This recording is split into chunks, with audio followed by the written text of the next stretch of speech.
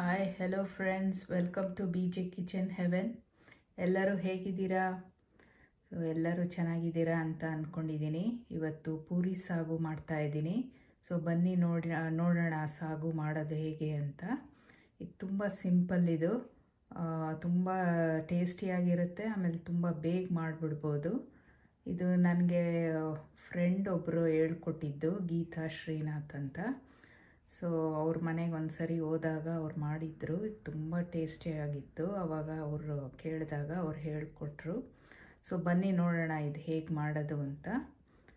So ನಾನಿಲ್ಲಿ ಸ್ವಲ್ಪ carrot ಚಿಕ್ಕದಾಗೆ cut ಮಾಡಿ ಇಟ್ಕೊಂಡಿದ್ದೀನಿ. ಆಮೇಲೆ ಒಂದು ಕ್ಯಾಪ್ಸಿಕಮ್ ತೊಗೊಂಡಿದ್ದೀನಿ, ಸ್ವಲ್ಪ ಆಲೂಗಡ್ಡೆ, ಆಮೇಲೆ ಗ್ರೀನ್ ಪೀಸ್ ತೊಗೊಂಡಿದ್ದೀನಿ, ಫ್ರೋಝನ್ದು ಇದು ಗ್ರೀನ್ ಪೀಸ್ ಇದು. ಸೊ ಆಮೇಲೆ ರುಬ್ಕೊಳೋದಕ್ಕೆ ಒಂದು ಸ್ವಲ್ಪ ತೆಂಗಿನಕಾಯಿ, ಆಮೇಲೆ ಇದೆಲ್ಲ ರುಬ್ಕೊಳೋದು ಪದಾರ್ಥಗಳು. ಸೊ ಕಡಲೆ, ಹುರ್ಗಡ್ಲೆ, ಒಂದೆರಡು ಮೂರು ಗೋಡಂಬಿ, ಚಕ್ಕೆ, ಲವಂಗ, ಜೀರಿಗೆ, ಮೆಣಸು, ಆಮೇಲೆ ಸ್ವಲ್ಪ ಧನಿಯಾ ಪೌಡರು, ಸ್ವಲ್ಪ ಚಿಲ್ಲಿ ಪೌಡರು.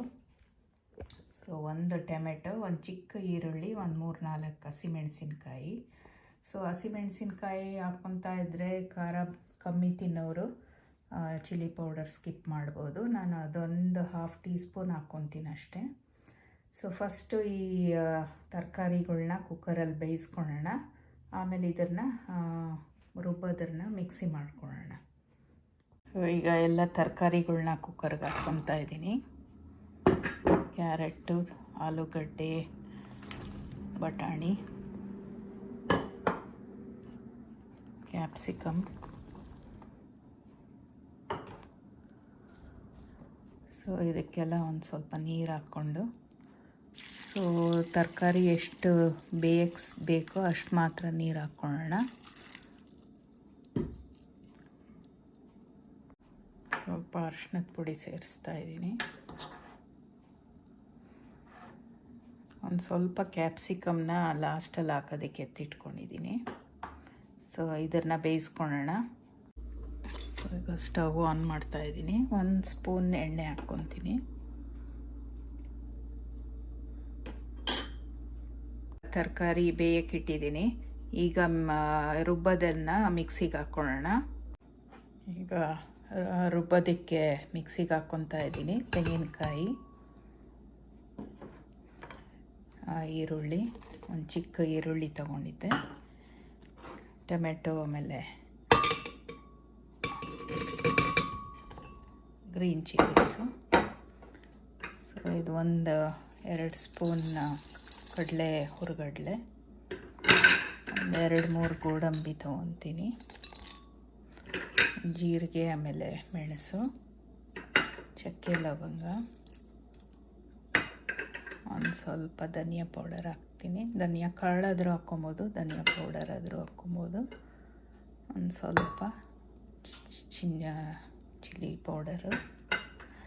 ಸೊ ಇದಕ್ಕೆ ಸ್ವಲ್ಪ ನೀರು ಸೇರಿಸಿ ಇದನ್ನು ನುಣ್ಣಗೆ ರುಬ್ಕೊಳ್ಳೋಣ.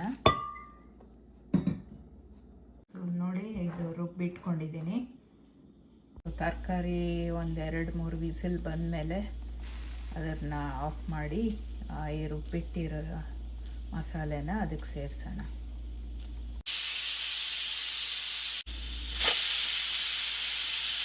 ಈಗ ಕುಕ್ಕರ್ ಆಫ್ ಮಾಡ್ತೀನಿ. ಸೊ 3 ವಿಸಿಲ್ ಬಂದಿದೆ. ಸೊ ಆಫ್ ಮಾಡಿದ್ದೀನಿ ಸ್ಟವ್ನ. ಅದು ಕಂಪ್ಲೀಟಾಗೆ ಪ್ರೆಷರೆಲ್ಲ ಹೋದ್ಮೇಲೆ ಕುಕ್ಕರ್ ಮುಚ್ಚಳ ತೆಗೆದು ಈ ಮಸಾಲೆ ರುಬ್ಕೊಂಡಿರೋದನ್ನು ಅದಕ್ಕೆ ಸೇರಿಸೋಣ. ಈಗ ನಾವು ಪೂರಿ ಮಾಡ್ಕೊಳ್ಳೋಣ.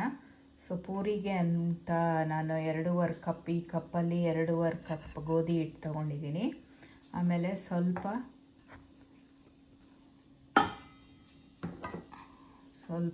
ರವೆ, ಇದನ್ನು ಆ್ಯಡ್ ಮಾಡಿದ್ರೆ ಸ್ವಲ್ಪ ಚೆನ್ನಾಗಿ ಉಬ್ಬುತ್ತೆ ಅಂತ ಅದನ್ನು 1 ಟೀ ಸ್ಪೂನ್ ಸೆಮೋಲಿನ ಸೂಜಿ ಆ್ಯಡ್ ಮಾಡ್ತಾಯಿದ್ದೀನಿ. ಸ್ವಲ್ಪ ಒಂದು ಚಿಟಿಕೆ ಉಪ್ಪು,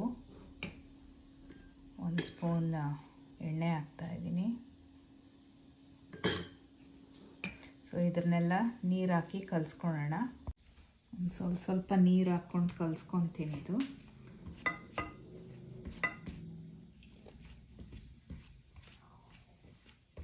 ಸೊ ಇದು ಸ್ವಲ್ಪ ಪೂರಿಗೆ ಕಲಿಸ್ಕೊಳ್ಳುವಾಗ ಒಂದು ಸ್ವಲ್ಪ ಗಟ್ಟಿ ಕಲಿಸ್ಕೊಬೇಕಾಗತ್ತೆ.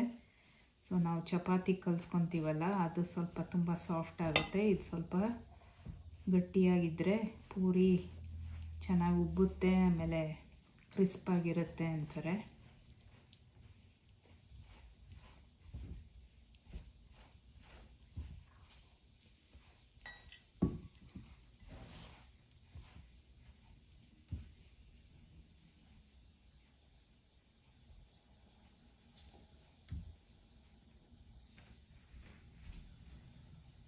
ನೋಡಿ ಹೀಗೆ ಕಲಿಸ್ಕೊಂಡಿದ್ದೀನಿ.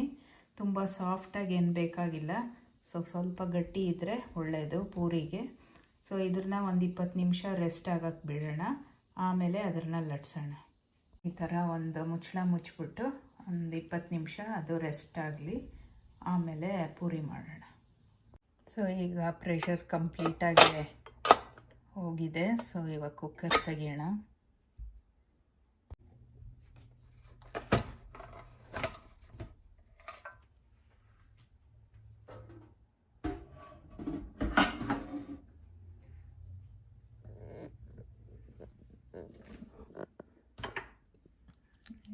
ಎಲ್ಲ ತರಕಾರಿ ಚೆನ್ನಾಗಿ ಬೆಂದಿದೆ. ಸೊ ಈಗ ಸ್ಟವ್ ಆನ್ ಮಾಡಿ ಈ ಮಸಾಲೆ ರುಬ್ಕೊಂಡಿದ್ವಲ್ಲ, ಸೊ ಇದಕ್ಕೆ ಆ್ಯಡ್ ಮಾಡೋಣ.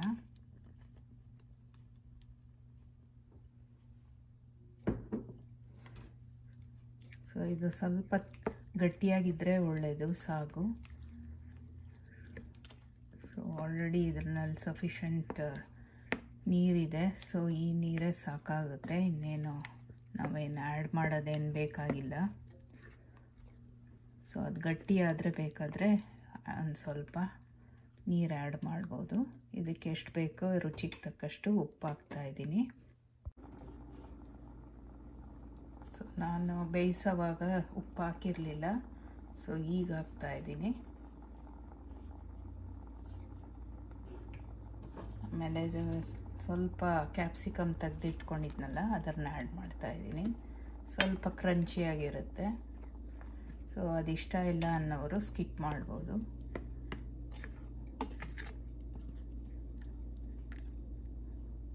ಸೊ ಈಗ ಟೇಸ್ಟ್ ನೋಡ್ಬೋದು. ಟೇಸ್ಟ್ ನೋಡಿ ಇನ್ನು ಉಪ್ಪು ಖಾರ ಸಾಲಿಲ್ಲ ಅಂದರೆ ಹಾಕ್ಕೊಬೋದು. ಸೊ ಈಗ ಇದು ಕುದೀತಾ ಇದೆ. ಸೊ ನೋಡ್ಬೋದು ನೀವು ಕನ್ಸಿಸ್ಟೆನ್ಸಿ ನಿಮ್ಗೆ ಎಷ್ಟು ಬೇಕು ಅಂತ. ಸೊ ಇದು ಯೂಶ್ವಲಿ ಸಾಗು ಸ್ವಲ್ಪ ಗಟ್ಟಿ ಇದ್ದರೆ ಚೆನ್ನಾಗಿರುತ್ತೆ. ಸೊ ನೋಡಿ ಅಡ್ಜಸ್ಟ್ ಮಾಡಿ ನಿಮ್ಗೆ ಎಷ್ಟು ಬೇಕೋ ಅಷ್ಟು ಕನ್ಸಿಸ್ಟೆನ್ಸಿ ಇಟ್ಕೊಬೋದು. ನನಗೆ ನೋಡಿ ಇಷ್ಟು ಸಾಕು ಅನಿಸುತ್ತೆ. ಸೊ ಈಗ ಒಂದು ಸ್ವಲ್ಪ ಕೊತ್ತಂಬರಿ ಸೊಪ್ಪು ಹಾಕ್ಬಿಟ್ಟು ಅದನ್ನು ಇಳಿಸೋಣ. ಸೊ ಈಗ ನೆಕ್ಸ್ಟ್ ಪೂರಿ ಮಾಡ್ಕೊಳ್ಳೋಣ. ಸೊ ಇದು ಸ್ಟವ್ ಆಫ್ ಮಾಡ್ತೀನಿ. ಸೊ ನೋಡಿ ಒಂದು 10 ನಿಮಿಷ ಆಗಿದೆ. ಸೊ ಇದು ತುಂಬ ಸಾಫ್ಟು ಇರಬಾರ್ದು, ತುಂಬ ಗಟ್ಟಿನೂ ಇರಬಾರ್ದು. ಇದನ್ನ ಇವಾಗ ಚಿಕ್ಕ ಚಿಕ್ಕದಾಗೆ ಉಂಡೆಗಳು ಮಾಡ್ಕೊಳ್ಳೋಣ.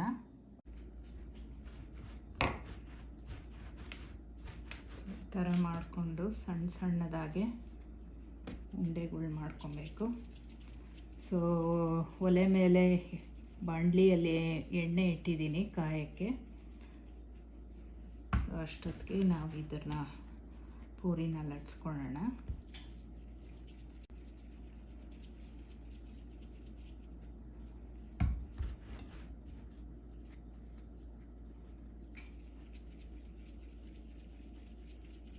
ನೋಡಿ ಎಷ್ಟು ಚಿಕ್ಕ ಚಿಕ್ಕ ಇಷ್ಟಾದರೆ ಸಾಕಾಗುತ್ತೆ.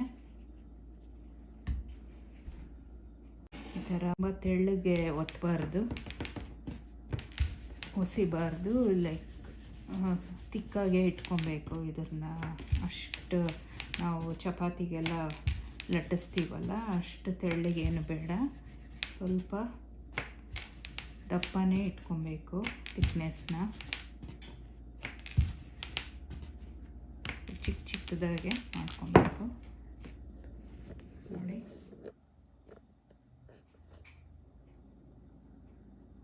ಇಷ್ಟಾದರೆ ಸಾಕು, ಇಷ್ಟು ತಿಕ್ನೆಸ್ ಇರಬೇಕು.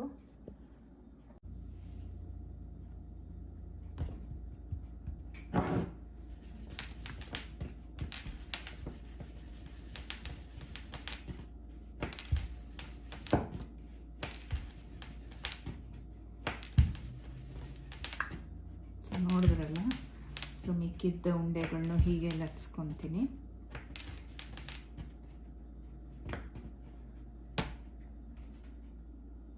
ಸೊ ನೋಡಿ, ಇಷ್ಟಿಷ್ಟ ರೌಂಡಾಗಿ ಲಟ್ಸ್ಕೊಬೇಕಾಗುತ್ತೆ. ಆಮೇಲೆ ತುಂಬ ತೆಳ್ಳಿಗೆ ನಾವು ಚಪಾತಿಗೆ ಲಟ್ಸ್ದಂಗೆ ಲಟ್ಸ್ಬಾರ್ದು, ಸ್ವಲ್ಪ ದಪ್ಪ ಇಟ್ಕೊಬೇಕು. ಸೊ ಈಗ ಇದನ್ನು ಎಣ್ಣೆಯಲ್ಲಿ ಕರಿಯೋಣ.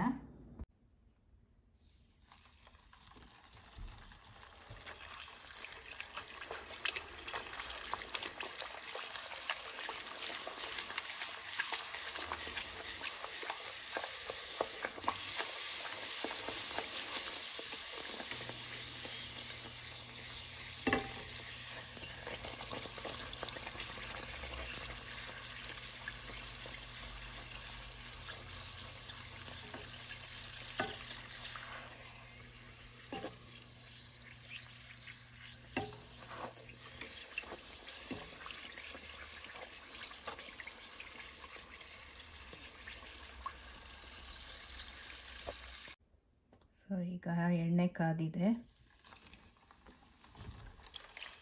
ಸೊ ಇದನ್ನು ಸ್ವಲ್ಪ ಎಣ್ಣೆ ಹಾಕ್ತಾ ಇರಬೇಕು ಅದ್ರ ಮೇಲೆ. ಹೀಗೆ ಜಾರದಲ್ಲಿ ಈ ಥರ ಪ್ರೆಸ್ ಮಾಡ್ತಾಯಿದ್ರೆ ಅದು ಚೆನ್ನಾಗಿ ಉಟ್ಕೊಂಡ್ಬರುತ್ತೆ.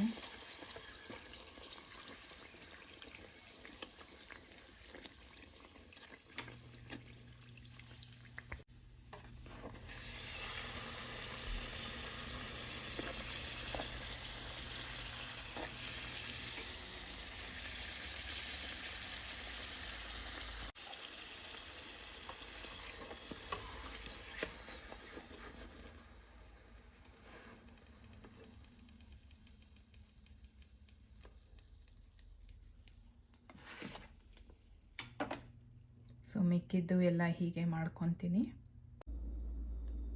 ಸೊ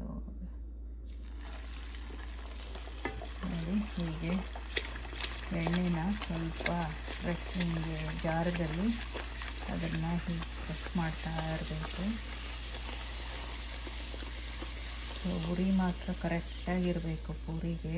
ತುಂಬ ಜಾಸ್ತಿನೂ ಇರಬಾರ್ದು, ತುಂಬ ಲೋನೂ ಇರಬಾರ್ದು, ಮೀಡಿಯಮಲ್ಲಿ ಇಟ್ಕೊಬೇಕು.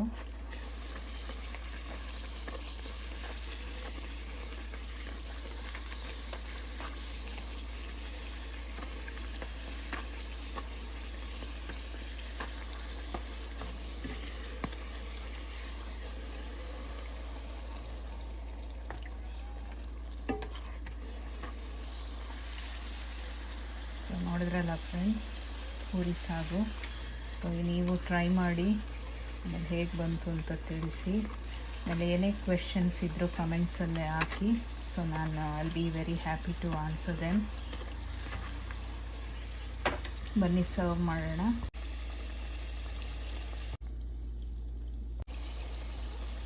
ಸೊ ನೋಡಿದ್ರಲ್ಲ ಫ್ರೆಂಡ್ಸ್, ಪೂರಿ ಸಾಗು ಎಷ್ಟು ಸಿಂಪಲ್ಲಾಗಿತ್ತು.